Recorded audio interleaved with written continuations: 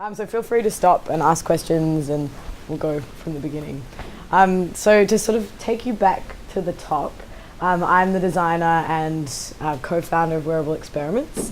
We founded Wearable Experiments just over a year ago off the back of a really successful campaign with Durex. Do you all know Durex, the condom company?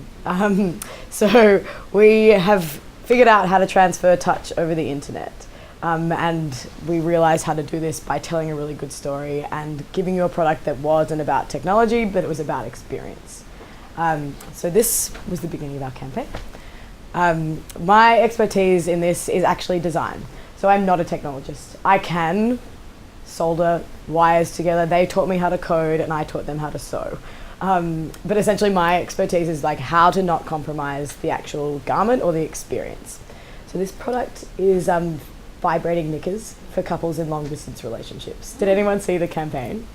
So it was actually very, very entertaining. I have laughed for the last year and I still laugh. I went to a meeting with Durex in China and they put 15 dildos on the table and I didn't know what to do with myself. I'm quite serious. I was like, oh my God, this is serious, okay. Again, they brought me in just because of my background in fashion. So my mother actually started a design school 25 years ago, and it is the equivalent of Parsons in Australia. So I was carried down the catwalk at 1. I met John Galliano when I was 5, and I have literally lived, eat, and breathe design ever since. I had a rebellious period for a little while there where I was like, oh, I'm going to be a journalist, I'm going to be a doctor. But then I came back to design, and I am hands down obsessed. I just think there's so much we could do with what goes on our back. And at the moment, I think it's being underutilized. So my path to being a fashion designer could have been really, really easy. I could have just started another label. I could have just been another educator. But now I've found an ability to make what you wear smarter and more intelligent. So this was the campaign. Do it. Do it. You're not going to know where it comes from.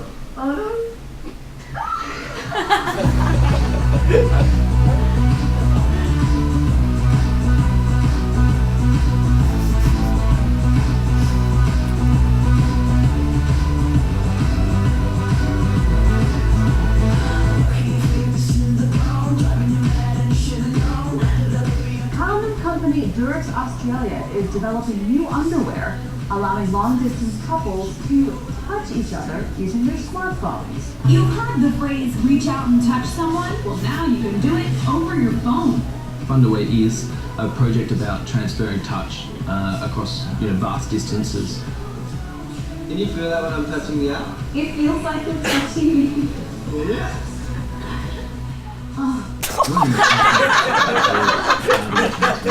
When it came down to miniaturization, the best technology were these actuators that they use in phones. Your phone talks to an Amazon server. The Amazon server is talking to another person's phone. What's unique is that each of those phones is then actually connected to a garment. Left breast, yep. Right breast. Wow, that's good. Is that good? Right, we're going to take a sneak peek if I need one. There's been technology that's allowed us to be in touch with people, Skype, Facebook, email, but nothing's actually allowed us to be physically in touch with someone, and this is where Funderwear is going to change that. And the intensity that you use your finger is actually the intensity of the touch at the other end.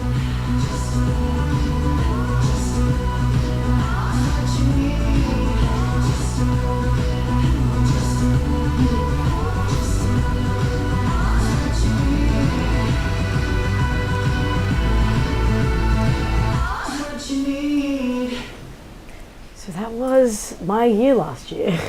Literally the funniest year I've had ever. It was I literally am still laughing about it. I can't believe we really did it. So we made 20 prototypes, which we gave to Australian celebrities. And I was in that radio studio with those D-grade celebrities while they were trying it. He put it on over his jeans. I didn't understand him. I was like, you made me make a size. He was a really, really fat radio host. So I had, you imagine I had to cut this out all by myself. So we did everything in Australia and we prototyped everything at home and it was specific for them. But the reason, again, that it was more successful was because it wasn't a big, giant, Larry pair of pants like those ones. It was successful because it was sleek, modern, and you couldn't see the technology. We've all seen the glass holes walking around And I just don't think we're ready. I think that we really know that technology needs to be integrated into our life.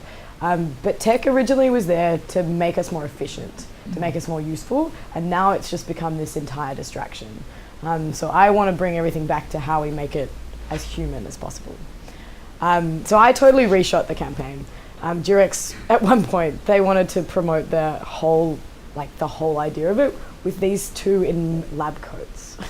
So they were in lab coats with their underwear on, and I was like, that's not really how you sell the story.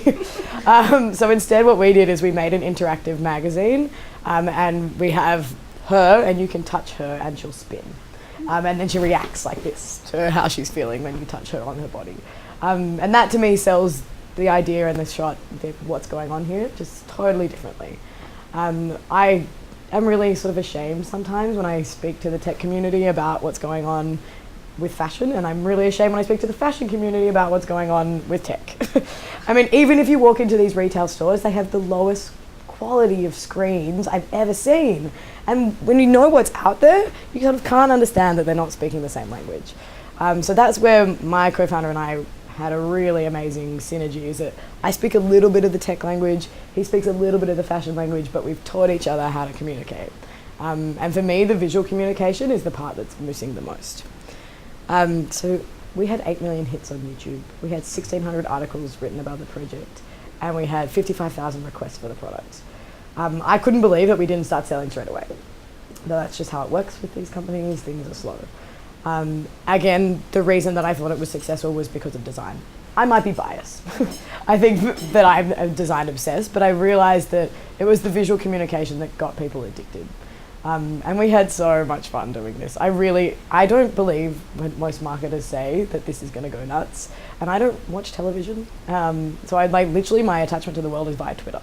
So when my Twitter started going absolutely crazy with these things, I was like, whoa, what is going on? My life has just changed. So for the last year, I've kind of been on a speaking tour. We presented at the Wearable Tech Conference in San Francisco, at South by Southwest, at CES, at PSFK. And I think hopefully it's not just because they're vibrating knickers. Hopefully it's because that we have this real passion for what design and what clothing can do in the future. So this is just... Did someone say specialized underwear for men and women in long-distance relationships that can be used for mutual masturbation? Because there's an app for that. How may I ask, do you even wash these underwear? I just wear underwear underneath, and then I wash those. You're supposed to wash these? Well, okay, so let me change that. I worry about dudes having these underwear and the hygiene precautions that they'll take. Or in this case, the wiring becomes faulty and you shop your own junk. Baby, that feels so good! Ah, the wiring! Oh! I think ultimately though, these underwear would be super fun to try out. And even potentially own. But I'm not in a long distance relationship right now, so it'd really just be me controlling myself. I guess really my only concern about these underwear is... Baby, why are you moving like that? I'm not touching you. Baby? If you're not touching me, then who is? Underwear hackers. So you know something has gone truly viral when you start having people taking a piss out of you. Which of course we loved. We thought it was absolutely hilarious. And we have problem solved all those issues of washability and durability and battery life, because it's really important. So our next product is actually encased in medical grade silicone. The battery life is 7 hours, and we have a USB charge so you can charge it, which is also super important. What we came back to every time that we've created a product, we came back to this idea that it needed to be about intimacy, and it needed to be about connecting humans. So our motto is that it has to always be about keeping it as human as possible. Yes, it's simulating touch, but it needs to be invisible, and it can't be about putting the tech first. And I really enjoyed telling our story. I really enjoyed visually telling our story, because at the moment I still feel this disconnect between what's happening in the tech community and what's happening in the fashion community or the design community. So this is kind of what the scope of the wearable tech market looks like to date. As we said before, at the moment it's about data. And this was actually from Beecham Research, and I don't know if you've had anything to do with those guys, but I have a really nice relationship now with a couple of universities and a couple of research companies. And I've been consulting with them because I've said, you missed giant sections. And it's so frustrating. They missed entertainment and they missed travel.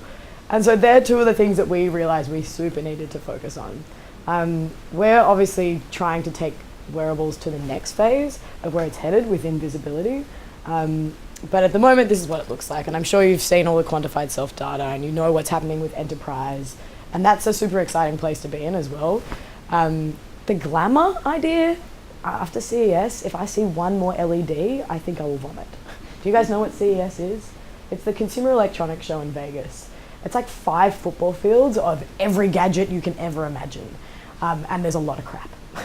There's a lot of crap. And I was lucky enough that I felt like our product stood out. But I actually think it would be a bad marketing strategy to go back. Because putting yourself next to all of those products is just bad. Like there was so much terrible shit out there. Like I was actually ashamed. I tell you who's doing it well, the car companies are doing it well. They were the displays that I thought were really impressive. And there's a couple of EEG monitors that I'm talking to every day about licensing their tech to make it more invisible, to make it more human and to give them something that's slightly different. So not just about reading the brain, but then giving them emotional feedback about what they're already feeling and how you can build that into the future of how we live.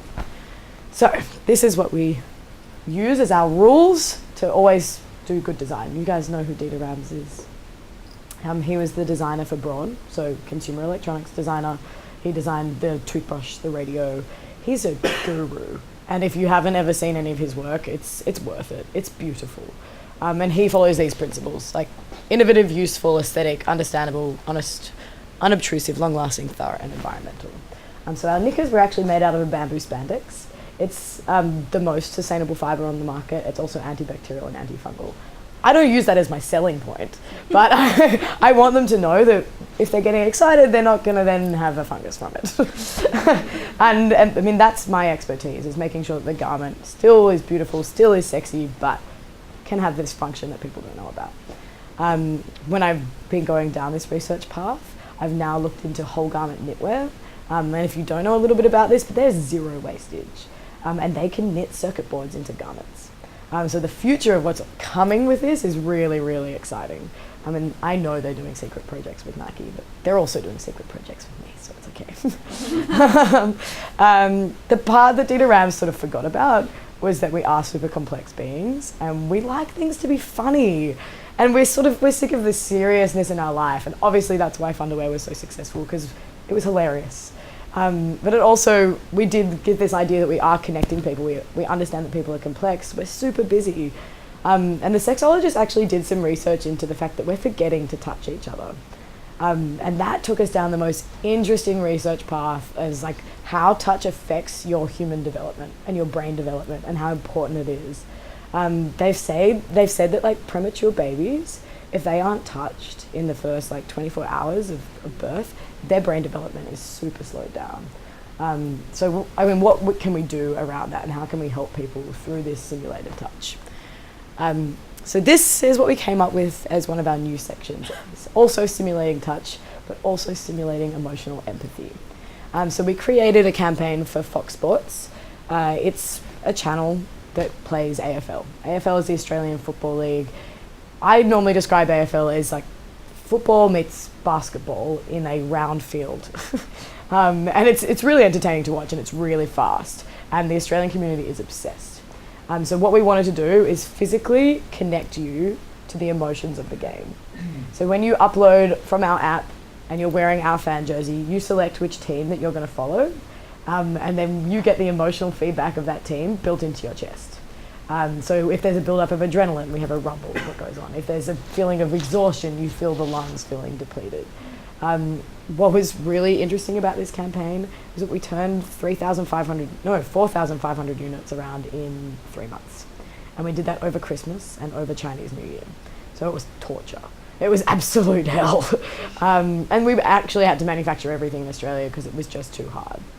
We couldn't possibly go to China, which meant that the product was more expensive, but it was a promotional campaign. So everyone who subscribes to Foxtel gets this shirt. And the usage has been really interesting. We've had a lot of interesting people give us really direct feedback about how it works. It is within milliseconds of the actual experience, and it becomes really, really subtle and ubiquitous. So you know what's going on in the game without having to watch. I think my video's next, yeah.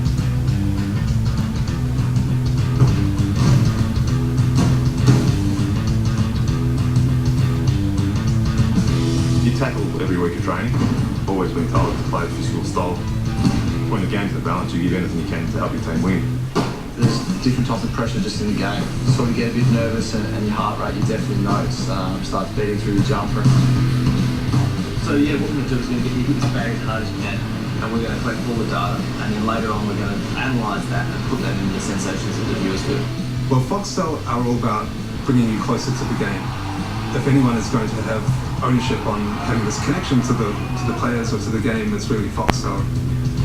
The alert shirt is designed for fans. It's for fans so they can feel like they're a part of the game, they're a little bit closer to the players, a little bit closer to feeling like they're in the team. These data feeds that exist for every game, and they've been used for real-time match updates and people looking at apps. So we took that data, score data, tackle data, we feed that through to a server, and then we branch that out to different people's phones. And so anyone that's got the app installed is receiving this real-time data instantaneously. To have Bluetooth and a CPU together on one chip, that's really the core of the brains behind it. We've got control of haptic feedback motors that transfer touch to the skin.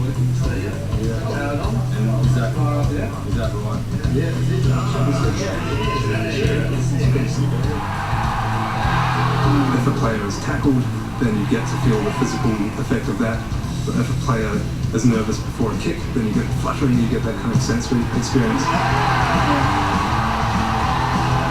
So you've got a really fast pathway and you can feel it in milliseconds. So as soon as someone's tackled, you're feeling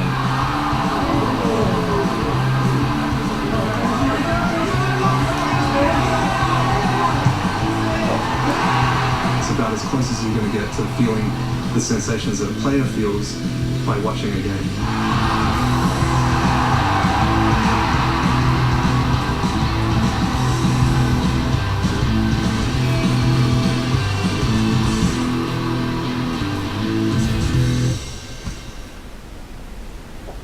Yay. So this was the basic concept. Obviously for me, working with someone like Foxtel is an amazing experience, but sometimes you just have to give the client what they want. I really wanted it to be called the Hurt Shirt originally, and this was my other design. So it's literally about making it as human as possible. In the end, the client always wins. I'm sure you guys know. Client always wins. You have to give them what they want. And so we went for a much cleaner, much simpler design. But my expertise was making sure that the garment wasn't compromised. So this whole concept is that you can build it inside. We have it so the neckline doesn't change shape. We use the right kind of fabric. I use a manufacturer that actually produces the real AFL jerseys. And we worked really close with everyone, making sure that we could keep it cost effective. It was actually super fun, but the part that was the scariest was that we just did so many in such a short amount of time. So we actually have our own factories now, which is super exciting for a company that's only a year old. And we have them in Australia, and we're now working with some different ones in China. I know I'm one of those really, really optimistic people. I actually think we can do anything. And this is how we write the actual song, the physical song that goes into the garment. So these are different sensations. So you build up the intensity depending on what they had given us. So like, this is how we feel during the game. And these are the times of the game that we have the most heightened sensation. And we actually studied their body. And we said, so where in your body do you feel that sensation? And even fans, I recently have just done a documentary for Vice, which is all about human touch. So this idea that we really want to be close to people via touch, and how we can feel those emotions through touch. So this is where we have so much fun. And we also build all the software ourselves, as I'm sure you saw. My co-founder has had a software company for 8 years. So I get to get involved, but mostly from the user experience side. So does the app actually make you want to stay there? How do we make it so that it really engage between the app, the television, and the feeling? Or if they're in the stadium, exactly the same experience. I also had huge crushes on every single one of these players. And it was the hottest day. When we started filming, it was like 50 degrees inside. And it was over Australian summer. Like, I'm sure you could tell in that video, we were sweltering. But it was amazing. Like, we spent several weeks with them. And also working with Foxtel was really brilliant. So since then, we're sort of talking to a bunch of sports companies about the possibilities. We're also reskinning different ideas for other companies. So if anyone has any ideas they want to talk to me about, I mean, I love it. Ideas is kind of my business. That's what I'm best at. And we try and work on a few at a time so we can learn something new every time and we can evolve our products and just evolve our thinking. Yeah, so it was actually really entertaining, getting them on a treadmill and asking them about what they're feeling and where it is in their body. I've now been filmed, like, it sounds so creepy, but in sports bars, touching people. Being like, no, seriously, but where are you feeling that excitement? Tell me. And you feel very creepy about that, but it's important. It's important to make sure that that sensation is real. And this was the final presentation. So anyone who received a Foxtel package got it in a beautiful box with the electronics, a USB charger, and the shirt. Now this is actually what I'm wearing. So as we're sort of developing our products, we realized that there was an opportunity to do something for ourselves. We don't just do business to business, we also develop our own things as well. So we did a bit of research around how people navigate around cities and how dependent on their mobile phone they are. So they say on average that people look at their phone 150 times a day. I'm pretty sure that everyone in this room is more like 300 to 400 times a day. And if you could quantify that statistic would be outrageous. And you can actually quantify that stuff exists. So what we've done is we did some research into pedestrian injuries caused by mobile phone use. And we realized that in New York City, they're really, really high. And after I've been going back and forth to New York for the last 6 months. I'm obsessed with the city. But I have literally fallen off sidewalks. I've run into people. I've nearly had cabs run me over because I was looking down at my phone trying to figure out where to go. We recently have made a jacket, this jacket in fact. This is jacket 2.0 that can actually navigate you around. So the electronics sit in the back and it taps you on the shoulder when to turn left, when to turn right, and then double time when you arrive. Super useful when you're on a bike and you can't look at your phone. There are other applications of what we can do with this. We were talking about using it for the vision impaired, but this was jacket number 1. So originally my target with this was to approach a brand that had travel at the core and say to them, okay, let's think about travel in a totally different way. Let's think about travel as map-free and a way to give people back their eyes. So connecting them not just to other people, but connecting them to the place. And the more I've used this jacket, the more I've realized it actually activates muscle memory. So I don't even need to use the jacket as much as I thought I would. New York's also a grid, so it's fine. You can sort of figure things out. But it's mostly when I get out of the subway and I totally don't know which way I'm facing. And you're like, whoa, okay. And now I have that cued to me much faster. So we made sure that we shot the jacket to look like a fashion piece. We made sure that it told a story. And our original video for this, we actually filmed on a drone that we built ourselves. And the drone followed me around on a bicycle. And then we had it flying above and it was just like zooming around Surrey Hills, which is the part of Sydney where we work. It was obviously low budget. That was us doing it ourselves. But since I'm now telling a story that's slightly more about New York and about connecting people, I collaborated with the same interactive magazine. It's called The Unlimited. And this is a little preview.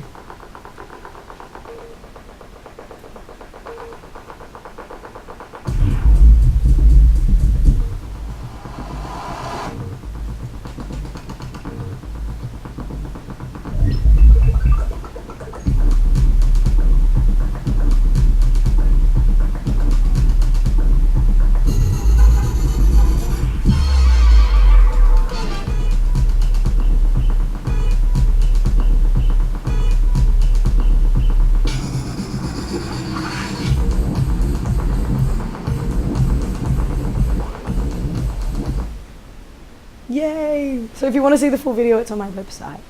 And I love social media, so you might as well connect with me there. And please, if you have any questions about anything, whether it's strange ways to use technology in your life or some really cool apps, I've got some brilliant ones on my phone at the moment. A lot of them is to do with orientation and images, but it's a fun way to think about getting across a really great story using fashion and technology. Thanks.